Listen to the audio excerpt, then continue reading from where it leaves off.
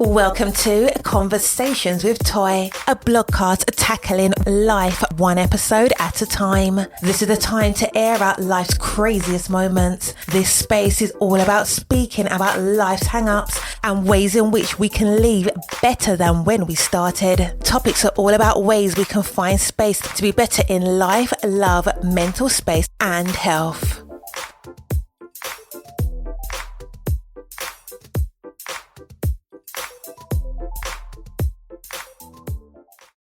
Happy Friday. I hope that you have had the most amazing week because you are absolutely deserving.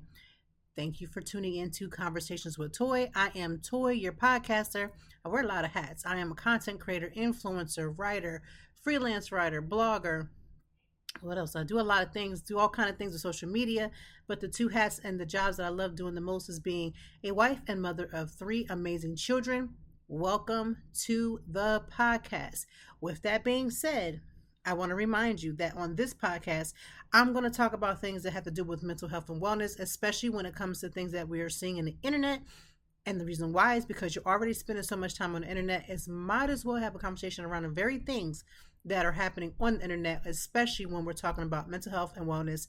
We do, or I should say I do, also talk about things that are happening in these internet streets. But some of y'all be out here doing a lot, and it catches my eye when I'm on that clock app. So we talk about that as well. And we always do a recap about the things that are happening in my space, my world, what I have looking forward to, just anything that's on my heart. And this podcast, I pray when you leave this podcast from listening to it, I hope that one, that you share it with someone else. But I hope that you walk away with the sense of knowledge of, first of all, I am not a licensed therapist, not trying to be a licensed therapist. My name is not, who, we're not even going to mention her name, give her any credit. So I am not her. I am just a person that can talk about mental health and wellness from my lens, from my perspective. Or if we have a guest to talk about it from their perspective, and we talk about all kind of wonderful things. However, this is a great week. I, again, hope that you have had a good week. Well, let's do a quick recap of the things that have been going on in my world, and then we can keep going with this conversation. In my world, in my space, it has been a very interesting week. From the last time that we met or talked, or you may have heard me from last week's episode, I talked about how all of us are all the faces of mental health and wellness. The reason being is so many people try to stigmatize what mental health looks like. And there's so many different cases of people saying, I wasn't mentally well, I wasn't this, I wasn't that. I'm going to be really honest, as sketchy as it may come off to say, and this is the reason why I'm saying it sounds sketchy, because you'll hear people say the defense is that I wasn't in my right mind. And when people hear that, they automatically shut things off because they should have known better, this is and that. Honestly, again, we are all the faces of mental health and wellness. Nothing in my mind could say that somebody probably did something that they had no business doing because they were not in a mentally well place. I 100% believe that. I really do. I don't think that that's enough to get you off on a lot of different ways, but I do believe that it has a very good staunch truthness to it. I just know that there's a lot of people who quote unquote use it as a crutch, therefore causes all these debates online, and I don't really think that that's going to change, right? I just don't think that's going to change.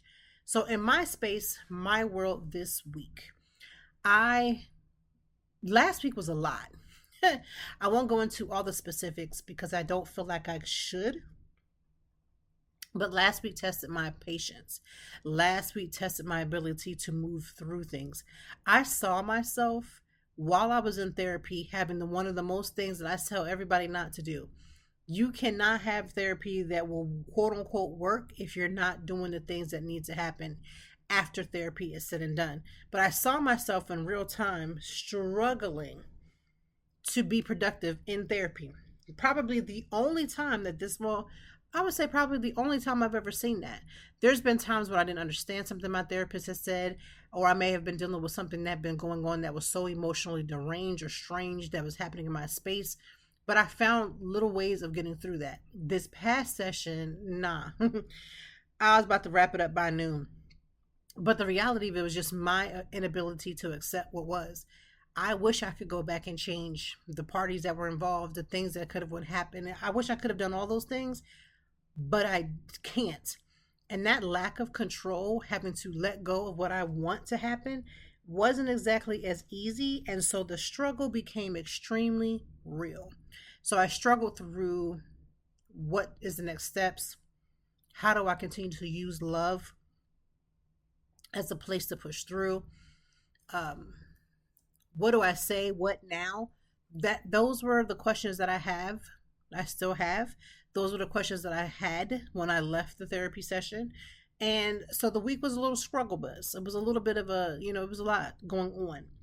In the midst of that, in the midst of the struggle, in the midst of just the pain that I'm working through, all those things, we had a wonderful beach weekend or a beach day with my family. We met up with another one of our friends, close friends, and their family, and a family friend. And yeah, because I was on the struggle bus this week, working through my emotions, I found myself struggling with just the acceptance of the things, and it caused my behavior to just go a little left. Now, I love a good cocktail. Nothing wrong with it, but I had a cocktail, maybe two cocktails, and that in a combination with some heat really made me feel sick. Because normally two cocktails would not be enough. I went to Penn State. Anybody who knows anything about Penn State, two of those cocktails, even if it was three, should have never made me feel sick. But I believe the heat, just sitting in the sun, I love the sunbathe, but I was in direct sun. It just was a lot going on. Heat exhaustion is real. I got a little sick. I was fine. Trust me, it was fine. But the point is that it just felt like I was off. I felt off. I felt off centered. So as I'm coming into this week, as I came into this week, I should say, I want to say I felt a lot better. I started to calm down, started to just take away the things that I was dealing with. I started having real conversations with myself, praying a lot more, reading my Bible a lot more, trying to just figure out the next step to what it is that I need to do. And I can't tell you that I found it, but what I can tell you is I found the peace to go through it, even if I don't have all the answers, right? Outside of that, we have a few more weeks. Now, here's the thing. My kids go to private school here in Philadelphia. Philadelphia public schools, I think they start in another week. Because my kids don't go to Philadelphia public schools, their school doesn't start till after September 1st. So we're still summer vacation. Like, we still are full on in our summer minds.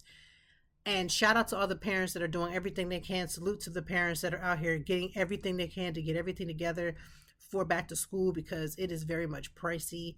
I think I spent maybe $200 on back to school supplies for one child, and yet that same one child still doesn't have everything that she needs. Yeah. So there's that. I also have a senior this year. Woo! That means the spirit of broke. And well, you know what? The spirit of broke is not on my life. Let me just rebuke that right now. But what I can say is that I am already my funds are preset for the things that are taking place for the senior year. So I got one going into high school, one coming out of high school this year, and one that's in junior high. And all I can say is the money is not looking funny. Praise the Lord. I'm grateful for the things that I have, the means that I have, the ability to do the things that I do, my husband and myself. So we're blessed, but it is very much allocated. I talked about this last week about how everybody's so up in arms because pumpkin spice is coming out April 19th. Here's the thing. If you're not a pumpkin spice person, it's okay. All right. It's all right to not indulge into the pumpkin spice if that's not your thing. It's okay to say, I don't even like coffee. It's okay. The reason why a lot of the companies are looking into the fall as an early indicator isn't just because they want to snatch your money. It's the mindset. Remember, when kids go back to school, regardless if you actually have a child in school or not, everybody's schedules will change. If you're going to work every day or you're hybrid and you don't even have kids in school, you do recognize that when you're on your way to work on the days that you have to go into an office, that traffic is a little crazy. Back to school affects everything. So that's exactly why the companies, they kind of aggregate to that, because again, these are real life experiences. Your schedule changes. People tend to try to find ways to, tighten up from the summer. You probably let yourself go. You've been eating what you want to eat. So now it's time to get quote unquote back on track. You'll see meal prep companies that will start advertising for meal prep because, you got the little kids going to school. You shouldn't have to figure out how to put dinner on the table too. So those things are going to happen. If it doesn't apply, let it fly. I have never in my life, I won't say never, but let me just say it's a strong never in my life, seen so many miserable folk that get upset because it's National Coffee Day, that get upset because it's National Eat Your Raisin Bran Day, that get upset because it's National Hug Your Friend Day. If you don't want to celebrate the days, it's quite okay. A lot of these, if not every last one of these, are man-made. That means somebody's decided that today was going to be that day, and every day that this time comes a year, we're going to celebrate it. If that is not something that feels good to you, if you feel like, oh my God, I can't take it, it's National Coffee Day, and God forbid I can't just go make myself a cup of tea, my God, then don't. I have said this, I use the national holidays to bring me up out of a depressive mode years ago. I can't tell if it was happening. I don't remember if it was during my postpartum depression or maybe even shortly after, but having something every day that I could figure out what the national holiday was and celebrate it took me away from acting as if life was so mundane, and that there was something every day that I could look for joy. Even if it was National Putty Day, like whatever it was, I could find the joy in just the simple things. And so that's why I began to know exactly what national holidays that are happening, because it was important to me to recognize that joy is something that you can create. Like you can legitimately have joy. We talked about this last episode about creating pockets of joy. I talked about David Banner skipping across the stage. I'm still rewatching that video because it's hilarious, right? It's hilarious. You see this heavy, he's not heavy set by any means, but he's this buff, strong black man, super tall, running around skipping in red bottom shoes with this wig on that's just elite. And he's having himself a time, because he created a pocket of joy. And then in that, we're all still talking about this pocket of joy. Again, you have every right to not do the things that doesn't make sense to you, but you also have every right to create the spaces in which you want to be better in. So again, fall is coming. You don't have to like it. Fall will be here in a little while. However, people are beginning to do their things like, again, pumpkin spice on October the 19th, or they may do banana. There's the seasonal flavors, the bananas, the apples, the pumpkin, all those things are going to take place. And if you don't like it, just let it be. But for the rest of folks like myself who may enjoy it, let folks do what they're going to do. So since we're stepping into the fall where people are going to be more concentrated, they're going to be as more focused, I want to talk about something called functioning depression. I know for a fact that I am a person who has very much functioning depression. I am also have episodic depression, which means if something triggers me, I can go from 0 to 100 pretty quick like Drake, and I can stay in that funk, in that mode for a while. So let's talk about what, first of all, is functioning depression. This is my definition of what functioning depression is. It is a form of depression when a person maintains daily responsibilities, relationships, and outward stability while privately struggling with persistent sadness, exhaustion, or emotional numbness. It often overlaps with persistent depressive disorder. Now, the reason why I want to talk about this is because everybody that you see on you may see in the world, you may see them at your job. If you're a teenager, you may see them at your school. You may see your family members and they look like they have it all together. When I tell you the examples, I'm going to just share my own personal examples of what depressive or what functioning depressive looks like.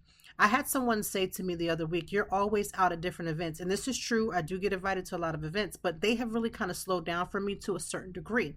Now, some of that is self-done because a little over a year ago, I talked about my husband being sick and the things that I had to do with the driving and just a lot of the stress and the trauma that I was dealing with, just trying to make sure he was good and the family was okay.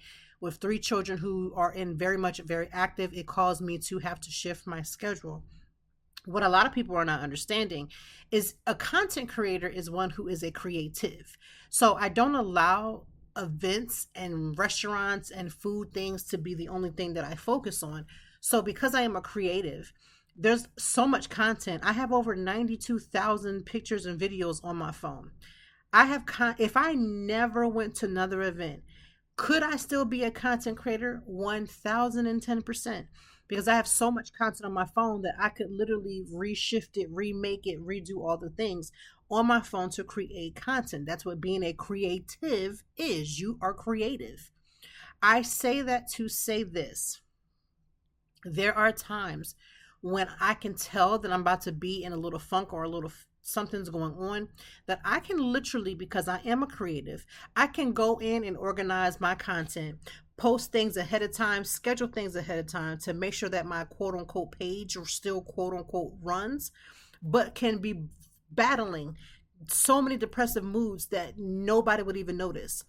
I still show up and cook for my family. I still get up and clean this house. I still show up at, all the things that have required me to work and do all the things. I can do all those things and still be in here battling like worse than a four alarm fire. That is what functioning depression looks like. You still are showing up, you still are coming in, you're still showing the outward manifestation of what it is that you're supposed to be doing, but you're struggling on the inside. You're emotionally numb. I can tell when I am in a functioning depressive or I'm in my episodic depressive mode, because there are times when I don't even want to do the things that I like to do. I don't want to decorate for the fall. I've had a struggle last year where I go through seasonal depression, and seasonal depression can happen during any season, but during the winter time is when I see it the most. And normally I can do really, really well from pretty much October until all the way through Christmas and into the new year. This last year, I struggled even during Christmas, and that's not like me. That's just not like me, because Christmas is one of my favorite holidays. But why? Why was that happening? Because life would be kicking everybody's behind. And when you are a functioning depressive person, people think you have it going on. They think you're good to go. That person said to me, "Oh, your page is always doing this. You're always posting. You're always doing this and that." And I was like, "Thank you for that." However, I told them straight from the gate, what you're seeing is somebody who is extremely organized. First of all, I had a 4.0 since I've been in the second grade. Okay, 4.0 since the second grade. So you can already tell that means I have great, excellent skills on people pleasing. I have great organization skills. When I tell you, if I showed you my phone or my actual planner, I can tell you at any given day, any given second, any given hour of where I need to be, and I will show up and be there, because I have already learned from being a child all the way to adulthood. I know how to be organized. I know when to be where. And so I can fake it till I make it. I could show up at the places I'm supposed to be at the exact times I'm supposed to be, and nobody would know the wiser. But I could go home and I could be battling. My family may not even know. My husband, he kind of can pick up on it a little bit better because he's, intimately engaged with me. My kids can pick up on it a little bit better, but everyone else outside this house wouldn't even be able to catch it. Wouldn't even be able to catch it if I'd ever talked about it. But I am here to tell you, as you're going into the fall and you are preparing your mind for the back to school, which means back to routine moods, I am trying to tell you that functioning depression can look like however it needs to look, but showing everybody else your best self but still struggling on the inside is a real thing. And I would be amiss, out of every conversation I've ever had about mental health and wellness, to not acknowledge that. I would just, let me just tell you right now, I would be horribly wrong if I didn't say anything. But there are some symptoms too, some signs which don't fit everybody. You can have none of these signs, you can have one of these signs, you can have them all. It doesn't mean anything until you recognize what you are experiencing, what you are going through. So chronic fatigue, I used to be like, "Oh, I'm so busy, I'm so tired, I'm so tired, I'm so busy." Yes, I am pretty busy, right? Again, my planner and my phone would betray me. My phone is color coordinated for every person in my household has a different color. Yeah, I'm that girl. I've been doing this for a long time. My planner, I have a whiteout that I keep on me so I can white out things that need to be backed out, and I can do this and I can do that. Yeah, that's somebody who, again, let me just say, again, is someone who struggles right? Who continues to struggle with their moods, their modes, all those things, right? Straight from the gate. So, this chronic fatigue, it can look like you're so super busy. Emotional flatness even during positive moments. Like I said, that's that Christmas time where I was just like, yeah, let's just wrap this up by noon. Okay, which never happens for me. Over functioning or staying productive to feel or I should say to avoid feeling anything. That's what I'm talking about. You put so many things on your schedule. I was saying, at some point I had to say no because of the things I had going on in my life. But then there were moments where I was like, yeah, I can go. Yeah, I can do. Yeah, I can say yes. Yes, I can say yes. Putting things too much on your schedule is just trying to keep yourself busy as if you're not going to tanker it out at some point, because you will. Irritability or low patience, I think, again, my family can attest to that. It's real. Difficult experiencing joy in the little things, like decorating now I have a tree that's up all year round. It's not a Christmas tree, it's all year round tree. So any holiday that I feel I need to decorate for, I'm going to do so. But even finding the time to do that, because now I'm tired, now I don't have the energy, I've given it all to everything else, and now I can't even find joy in the simple things that I once loved, which again is a form of depression. We're just talking about functioning depression. And feeling disconnected from one's own life. I felt that many a day, right? Again, I talked about this people pleasing thing, the pressure to perform, right? There's a lot of people who have dysfunction depression. You feel obligated to hold it together. If I don't do, everybody is counting on me. And if I'm not there, somebody is going to fall apart. The real person who actually is falling apart isn't the people you think is calling on or counting on you. It's you who is actually secretly and quietly falling apart. Functioning depression. You have to still show up and do your best to do everything you can to help everybody else. Meanwhile, you are floundering like a fish out of water, right? You might be the type of person that, especially if you're a caregiver, if you're a professional, a community leader, people look to you, people are looking at you for guidance. You can wrap that up by noon. You definitely probably have felt all these things. And some people showed up like this, how it shows up in everyday life. Like you could go to work and you could still be crying. You could be showing up socially, but feeling mentally absent. As a person who gets invited to so many events per day, per week, per month, I have shown up and felt like I was a shell. I'm just here as a body. And I get so, you can listen, this is exactly why. I'm going to get to that in a minute, but this is exactly why you can't go by what you're seeing people produce online. Again, as a creative, I'm going to be able to create quality content that makes sense to somebody else. But the reality of it is that, are you really good? You might not be. Okay. And then it's like the shame, because why am I not happy? Why am I not able to push through? Why am I not able to hold it together? You're not. If you have had any people pleasing life skills on you, where you have just learned the art of saying yes, and it's not like saying yes to the dress, but just saying yes to everything and everybody, you are definitely putting yourself in a place to be vulnerable for having functional depression. Like I said, I didn't even realize what depression was. There was a word that we just never heard. Growing up in church, you just knew that depression was a spirit. You prayed it off, you went about your way, and that was it. You didn't talk no more about it. I remember being a teenager, and there was a song by Karen Clark Sheard, and I don't know the name of the song, but it was like, I can't take it anymore. My strength has walked out the door, and it left me and told me to go home. I just can't take it no more. I just want to lay down and die. But then it talks about how God came in and, he filled your heart. So now you can face whatever you're going through. But that was the first time.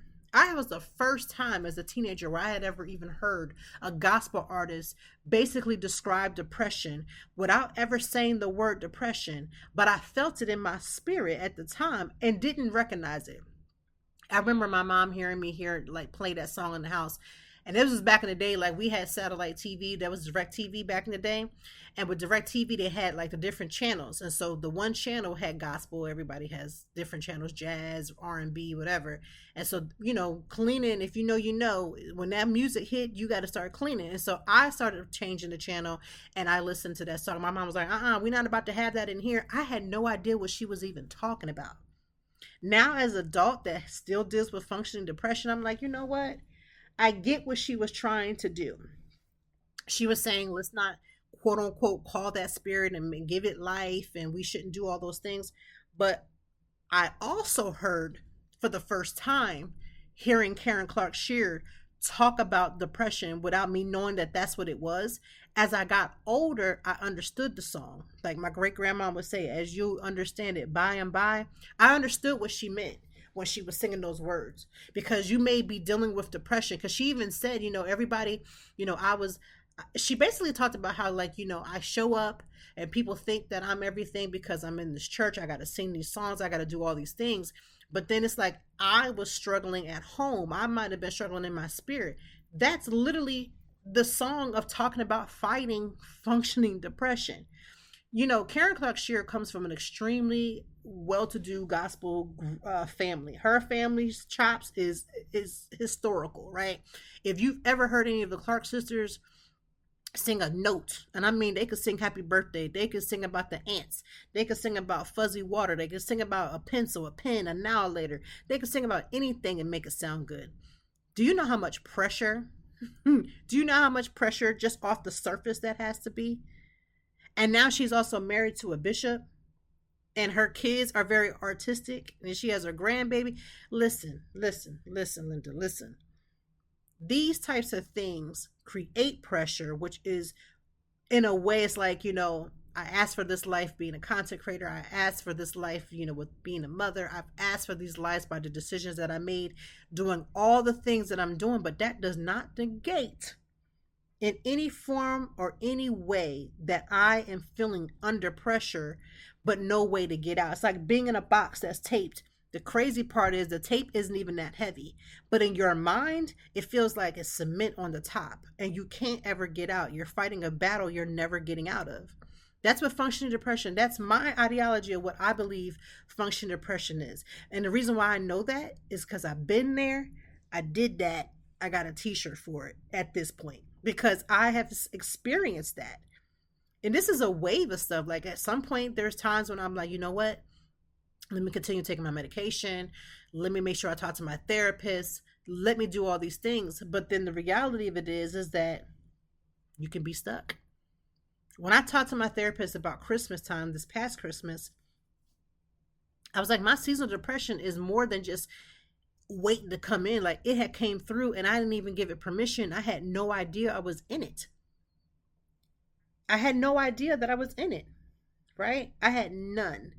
Some of the things that I do, again, I talked about creating small pockets of joy. It's a way to help with this functioning depression. Seeking therapy or community support, right? Practicing intentional living. This means making sure that you understand what it is that you need to feel better for yourself, the things that are positive, the things that are going to be uplifting, those things, right? Also being real about what it is that you're feeling. And also, listen, we're going to talk about this for a little bit, but this setting boundaries isn't just telling somebody that I'm not going to let you disrespect me. Because we hear that and we high five, as if we're in an imaginary church and we say the biggest amen to that. I ain't going to let nobody mess around me. I set a boundary. You're not going to disrespect me. Don't disrespect me. I'm grown. Don't disrespect me. But you're not setting enough boundaries for your energy. Let's talk about it. If somebody got in your face and you pushed them away, that's creating a boundary, right? You're basically saying, don't be no fool. Don't be no hero. I'm setting you over there, but if you come back over here on my little imaginary line, it's going to be up from here. It's up and it's stuck, right? You could do that physically, but y'all don't. And when I say y'all, I mean me too. We don't set enough boundaries for our emotional and our emotions and our time. We just don't. We don't set enough boundaries for our energy. Here's how you set boundaries for your energy. And it's going to I don't know, y'all might be feeling some type of way about it, but it's something you should actually get into the practice of doing. For instance, I love my children. My husband and I think we do a great job being a parent. Listen, there was a point in time we would always talk, we would have this running joke about how we were great parents, but we might not make it as great husband and wife. Now, we've learned, obviously, that doesn't make any sense, because how are we great parents if we can't be respectful to the person that we chose? We've grown up, right? We did some growing. But at some point, our children now are at the age where they all have somewhere to be. Somebody's going to meet up with a friend here. Somebody got to be at volleyball practice. We have a basketball player, a volleyball player in this house. We have a child that's into theater. She also has a job. Like, there's a lot happening, and that ain't even talking about getting them to and from school, because this year they're going to be all at 3 different schools. So pray for my gas, because I have an SUV, a big boy, she's a big girl. I say that to say this. As a parent, I love that my kids have a very active social life. I think that was something that I missed being a teenager. My parents, I think our social life extended to the people in the church, and that's about it. So if you wasn't from my specific church, I couldn't come over too many times. But I had to start setting boundaries on my energy, because that last minute, can I just go to Susie Mae's house because we just finna go make some spaghetti tonight and we just gonna hang out at her house? I had to put a stop to it. One, I had to remind my family and my children, because me and my husband was already on point with this.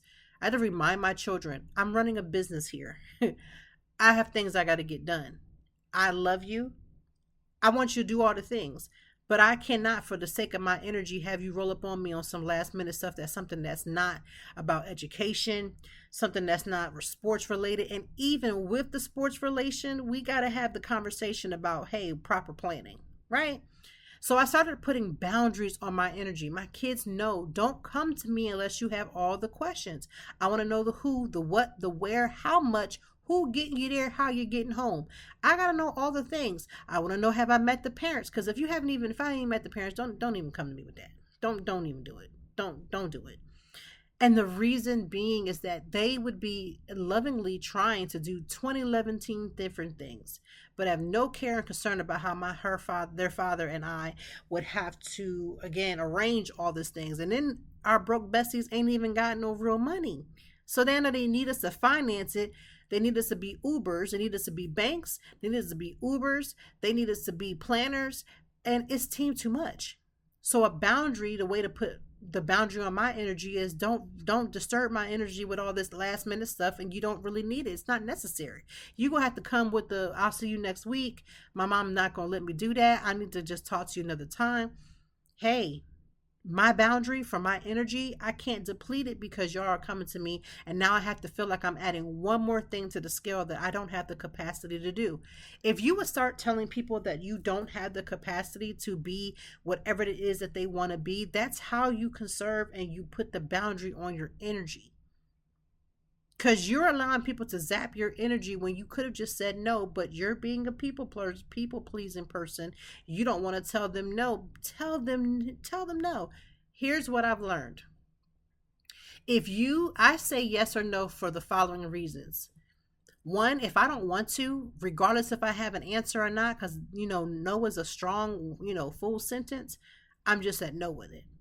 But if I was even to consider it, if I'm going to complain after I've done whatever it is that you're asking for me to do, the answer is no. That means if you need me to take you across town, and I'm like, okay, I'll take you. Oh my God, I'll do it. And I take you, but then on the ride home, I got to complain to my husband about the fact that I took you. I got to complain to my mom the fact that I did something for you. I got to complain to my kids because I did A, B, and C. I'm going to just flat out say no, because it's not fair to me to give you what you want, and then in the back end, I'm having this whole, I can't believe they called me again. You had the power to say no. Now, listen, everybody ain't at the same place in their healing journey, so you saying no could be catastrophic for you, and I'm at the point where I'd be like, absolutely the hell not, right? We could be at 2 different places. But if you don't learn to put boundaries on your energy, you'll be the person that's always giving a ride, always cooking the food, always volunteering, always willing to go above and beyond for folks that wouldn't go nowhere for you. This young man, there was a young man on the internet. He was on Beyonce and Al Gore's internet, and he said, some of y'all are 10 toes down for a man that wouldn't even get your 10 toes done. And I have never cackled so much in my life. But that's the same concept and the same principle that we need to apply when it comes to our energy. We're not protective of our energy enough. We keep giving it away freely, then getting mad that it was given away when you could have just said no. It's like no would have been just fine, but because you're teetering between, I want to make sure that they understand it's not you. I just don't want to, just say no. And if you're struggling with no, then that's the type of stuff you want to go talk to a therapist, because that is a way that you could do it. You can set the boundaries of your energy. Again, you could be honest about what you're feeling. You can seek therapy or even like a community group of people that you can kind of hang with, because all of those things matter, right? It does matter. Let's talk about how culture and different cultures of people will affect their functioning depression. I've heard this with Asian family households. I know for sure this is Black folks for sure. I've even heard it with Puerto Rican families. You cannot tell your abuela that you cannot. You can't, right? You can't tell your Black mama you ain't gonna do. You might not be able to tell your Asian parents that, hey, I'm changing majors. Like, there are a lot of cultural reasons as to why we are functioning depressive people, because we don't have the ability to set our own boundaries. So you may have been in a household where you could not set a boundary. Boundaries were like a cuss word. And so now you're struggling because culturally, if I was to say to my mom, I don't want to do that, it doesn't matter how nice I say that, she'll just take it as disrespect. Now, my mama might be listening. I'm not saying, see, one time, you see how I'm cleaning that up? See how I'm doing that?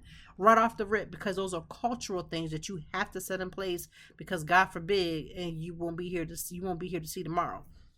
But cultural things happen that can cause us to be, again, functioning depressive people. Again, I talked about this briefly. Your faith in the Lord, or whomever you serve, whoever you call your God, your whoever, right? Those are things, or a part of how you move when it comes to your ability to set that boundary of your energy, but also how well or how bad, because it's actually really how bad you are able to be a functioning depressive person. Because God is good, right? All the time, and all the time God is good. But the part of it is that God never wanted us to struggle the way that we sometimes struggle. And sometimes we put ourselves in a lot of things, right? We put ourselves in a lot of things. But faith will tell you, at least people when they interpret the faith, since they can't be reading the same Bible I'm reading. But sometimes when people interpretation of it is that if you're functioning in a depressive mood, it's because you're not trusting God. What? I'm sorry, you don't expect to be a human being that can know that, yes, things will eventually work out, but in the midst of them working out, you might freak out a little bit. You don't see nothing human about that experience. These are reasons why I'm saying functioning depression is a real reality for a lot of people, and you may go in and out of being a functioning depressive person. But who you have surrounding you, exercising your no muscles, putting the protection of your energy, these are all things that you could legitimately do to help you to become a stronger willed person, to do the right thing, even if that right thing means saying no to somebody. And here's the thing. Sometimes we allow the obligations that we have to allow us to be in a functioning depressive mood. Right? We have obligations to certain people in our lives, and it's because of those obligations that we either move or don't move in the way that we move or don't move. It's just the truth. There's really just no way of getting around that. So if you are a person that you've listened to the podcast and you like, you know what, she is so right. I just be out here holding on to like a string, and then I gotta tie a knot in that, and then that string gets loose and I gotta tie another knot, and I feel like I'm just doing so much but not enough. You could be somebody that's dealing with functioning depression. And listen, there are levels of depression. There are some people whose depression can turn into other things. Like I deal with depression and anxiety. They're not the same thing, but they're like cousins to each other. They're not siblings, they're not twins. Like I'm a twin.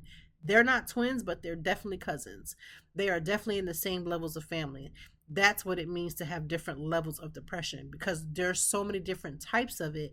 You got to figure out where you stand in that. You got to figure out where you fit in that. I am saying and bringing up this conversation because I don't have all the answers. There are some times when I can recognize that I'm in a functioning depressive mood, and I can do the things like create the pockets of joy where I can be honest about it, where I can put the boundaries and still feel like I'm not where I need to be. What I do to stop allowing myself to say, okay, I'm in this mood, I'm in this way, oh my God, what can I do? I start to remind myself that I'm human, I'm flawed. I have good days, I have bad days. I try to get up every single time, regardless of how quote unquote bad I feel, to show up as my best self. But sometimes you might be getting the representative of my functioning depression. It may just turn to be that way. It just might. Now, here's some controversial ways that, and I say controversial because everybody cannot or will not, don't have the capacity to do so. Here's a few ways that I feel like you need to help yourself when you're dealing or discover that you're with functioning depression. These are just the things that I have done in the past. I don't always consistently do. I change them up as I need them. But sometimes reaching for your cell phone first thing in the morning, please stop. Take the phone out of your reach, right? Take it out of your reach, because you are doing and inundating yourself with so much social media, and you're absorbing so much energy and you're absorbing so many things, and then you start telling yourself you're not enough in this area because you saw somebody from north of whoever doing this, and now you wish you could do the same. I need you to just put a pause on that. Stop reaching for your cell phone so late at night before you go to bed, and or when you first get up in the morning. I've been trying my best to do less of the grabbing of the phone and grabbing for my Bible or grabbing for a book or grabbing for a journal. I want you to get into the habit. Again, these are controversial because not everybody will want to do them, but sometimes just journaling out in the morning, like what your expectations are and how you can meet your expectations for the day. Sometimes it's not enough to say, I'm going to get 10 things done. It could be, I am going to prioritize me taking a 15-minute break, one in the morning and one in the afternoon, or one in the morning and one at night. Those are things that you can write in your journal. How can you make those? How could you make that happen? Maybe I'll take a quick walk. I'm going to be intentional and making sure I get some fresh air. I want you to get used to, again, these are controversial, but not horribly something that you cannot do. It's just that when people hear that, they be like, oh my God, she just wants to write in her journal and drink matcha all day. I really wish I could, though. Like, I really wish I could do more of that. Those are things that I love to do. But the reality of setting intentions and learning to move away from some of that behavior that we need to move away from. We just talked about this 2 episodes back with Pax, and we talked about the inability for us to be more mindful about how we move, and then we get inundated with so many other things, right? So you could do those things. Those are small things that you can do. But again, the reason why I'm saying it's controversial is because a lot of people are not always willing to do it. I know this is going to come off a little, oh my God, how am I supposed to get more rest? I got so much on my plate. We just talked about putting balances, checks and balances for your emotions, right? And a part of that is not taking on and caring so much for other people that you leave very much crumbs for yourself. I have a hatch. I am not telling you to go spend money on this hatch. I'm just telling you that I have a hatch. The hatch helps me to get up, and the hatch helps me to put priority in going to bed. So no, not every night I need to be scrolling for hours on end doing mindful scrolling. I literally set a day that I will do that. This weekend I can't do that because I have events that I need to go to, and I'm super blessed. I can't wait to share with y'all next week. It's going to be nice. This is going to be a nice one. So nonetheless, stay with me. But saying to myself, okay, I'm going to be more productive in my sleep. I'm making sure that my watch is now charged throughout the day so that I can get that sleep, and then I can see, oh, here's my sleep number. That's just with my Apple Watch. Because sometimes we keep claiming we're so tired, but the reality is that we're so broke. And I don't mean finances, because you know I don't speak no brokenness in nobody's life, and especially not mine. But we're so broke in our ability to put more time on our time. Like, we can't go back time. We can't roll it back. Right? We can't roll it back like Walmart prices. But sometimes we are so broke that we know we only have an hour, but we'll give 45 minutes to, Aunt so and so, who will never return that in favor. And you don't have to. Aunt so and so can find someone else, or Aunt so and so could do it herself. But you're giving out your time. Now you're broke because you've given out all this a lot of time that you were supposed to put in for yourself. You've given it away, right? We're not going to do that. We're going to do better. Um, you might have trusted friends. Here's the thing. A lot of us claim that we're about wellness, but when the last time you did anything that was wellness centered? Was the last time you did a yoga class? When's the last time you did yoga in your house? When's the last time you said, you know what? For instance, I didn't think I would like it, but I did water yoga. I've done it now a couple of times. I'm not saying that I'm addicted to water yoga, because that's not what I'm saying in the least of bits. But what I can tell you is I actually enjoy the process of water yoga. These are wellness activities that can be pricey. I'm not going to front and lie, but you can find alternatives to it that will make you slow it down. Like, wellness activities are meant to cause you to think, to reflect, and to slow down. When's the last time you've done any of those things? I'll wait. You haven't, so let's do better on that. Music. You need to learn to create playlists that make sense for your journey. Like, I have playlists that can take me there if I want to start, if I want to be a part of the Nuck If You Buck, if I want to show that I do have my card membership, I can do that too. But then I have some that are supposed to mellow me out. I can play this while I'm reading a good book. These are things that cause me to slow down. Music can be a great asset. Okay. One of the biggest things, right? One of the biggest things is our habits. What are your wellness habits? Are you constantly drinking soda when you should substitute a few waters? Maybe if you were a soda drinker like I wasn't really that much of a soda drinker, but I struggled with water. But I can drink like different types of water, fizzy water, all kind of different things, put fruit in it. What are your wellness habits? These are ways that you can help with, again, this overwhelming feeling of just giving it all to the world and not doing enough for yourself. And this, again, we're talking about functioning depression. Some people have these things where, like, when Sunday comes, they have the Sunday scaries, or the, oh my God, I got to go back to the routine. Find other ways to change that mentality, to find ways that you can embrace your Sunday, quote unquote, scaries. Because we're about to shift into the fall, what are you doing to prepare your shift? Like, what are you doing now that can prepare it? Because that's a way to help to stop you from having that functional depression, because you're still wanting to be in summer mindset, but fall's coming, and fall could be the touch of what you may experience as a seasonal depression. So now how can I be prepared for the fall?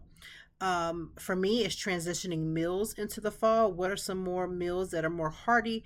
Also getting back into that crock pot, doing that meal prep.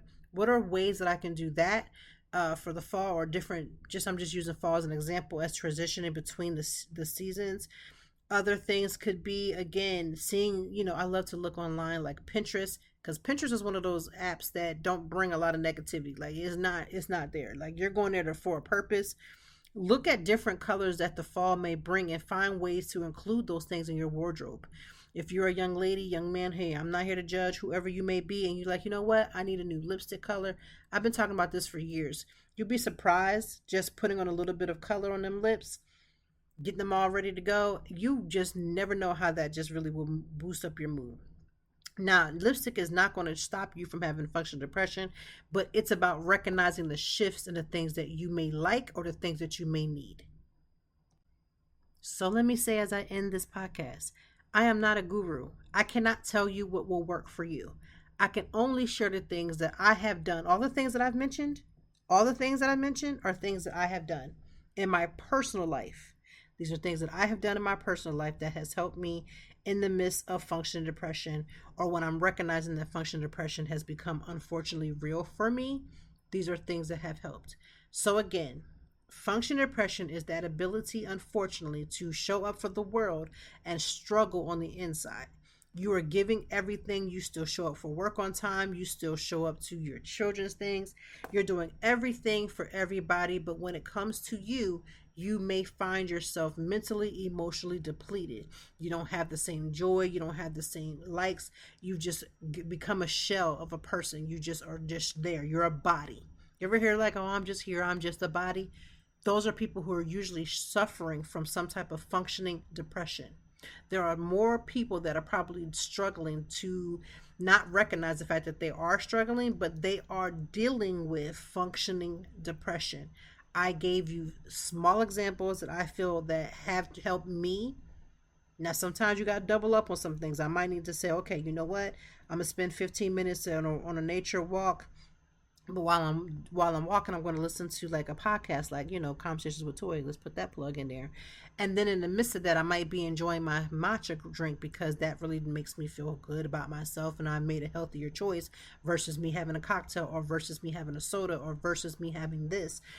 These are things that you can double up on. It doesn't have to be one or the other. There's ways to incorporate it, because when you think about wellness as a journey, wellness is all the things that you're doing. It's everything around you. You're feeding, you're eating and how you're taking in certain things. All of that is wellness. So again, on this podcast, I'm going to always talk about the things that I feel we need to bring up, because again, we are shifting very soon into a new season. And with that shift, you need to also recognize the habits, the things that you're bringing in, the ways that you're not protecting that energy. Whatever the case may be, you need to recognize it, because sometimes not acknowledging it just makes it just seem as if it's not a big deal when it actually is. Don't worry about it. It's not that major. It actually is. These are the things that I just want us to be more mindful of. Again, I want you to, one, continue supporting, but number two, share this with someone, because there could be somebody that was like, you know what, I didn't recognize it was just that simple. It could be that simple. It could be the addition of all different things that you may need to stack upon stack. You remember back in the day, now I don't know how y'all played Uno, but if you play with anybody that looks like me and anybody that hangs around me personally, we're going to play Staxies when we play Uno. I don't care what Uno said. Uno was online on social media talking about you can't stack up something. Listen, I will draw 4, put 3 different colors on there and stack that bad boy up to make sure you lose and I win. It's on, it's up, right? So sometimes you may have to do the little Staxies when it comes to mental health and wellness. You may have to add a couple of things to your tool bag. I've said this before. Therapy is not the only tool. There are 1,000,001 ways to get yourself whole and healthy. You have to understand yourself, and you got to be willing to bet on yourself. You got to be willing to pour back into yourself. You got to be willing to accept the fact that you are not where you're supposed to be. And instead of allowing that to be like, oh my God, I'm not where I need to be, instead of having that Eeyore effect, you need to turn it around so that how can you get to Winnie the Pooh? Well, you don't go from Eeyore to Winnie the Pooh by just acting like it doesn't exist. You have to put the work in. And maybe Eeyore is your person. Hey, listen, there are a lot of people who like Eeyore. I'm not here to judge you because you like Eeyore, and I'm not here to tell you that you gotta be Winnie the Pooh all the time. What I'm telling you is that you can fluctuate anywhere that you need to fluctuate, but when you recognize that you're functioning, holding onto a string, and that string is holding onto another string, that's holding onto another string, then it's time to do the work to do better. Then it's time to focus on what you need. Then it's time to protect your energy and stop saying yes to everything because you're afraid you're going to hurt somebody's feelings. I told my kids, even as a parent, I've been telling them since they could hear, they can understand. They are going to make mistakes and do things that I am not going to be in agreement with, and they are going to make choices for themselves that I am not going to agree with. But I want them to learn how to make choices for themselves instead of trying to do what they think I want them to do. I told my kids, listen, there might become a time where I will be so upset about something that you're doing, but my upsetness, but your ability to make the choice is what matters. My upsetness will fade. I am your parent. I will still be there to love you and support you, but don't make a decision according to what you think my happiness, because you're the one has to live with the decision. Now, how do I demonstrate that to my children in small ways? I've never allowed my girls to get a hairstyle that I wanted them to have that they didn't want. So it's not one of those who will do it because mommy wants you to do it. No, here's a bunch of books. Look online, look on a magazine. What hairstyle do you want to wear? Because it ain't my head that's got to carry that. That's your head that's got to carry that. So if you see my children go and get color in their hair, now, mind you, it's very temporary color. They have never had permanent color. But if you see my daughter with red braids, or you see my other daughter with a different texture of a colors of whatever in their hair, it's because they chose that. It's not my choice to make. It's not my head to carry. So I demonstrate that in small ways so that they don't have to feel like they have to make every decision because we want to make mom happy. Mom might just be an unhappy person. And if you're trying to focus on making mom happy and mom's already unhappy, I can almost guarantee you the way in which you are making her happy is literally depleting your energy bucket. I promise you it is. Because mom wasn't going to be happy no way. You could have given mom the world and she'll still find a way to be unhappy if unhappiness is in her and she hasn't worked through that. Now that's a free nugget. That is a free nugget. With that free nugget, it is time to say goodbye until next week. I will be back with you to talk about all the things with Conversations with Toy. Thank you for listening and being a faithful listener.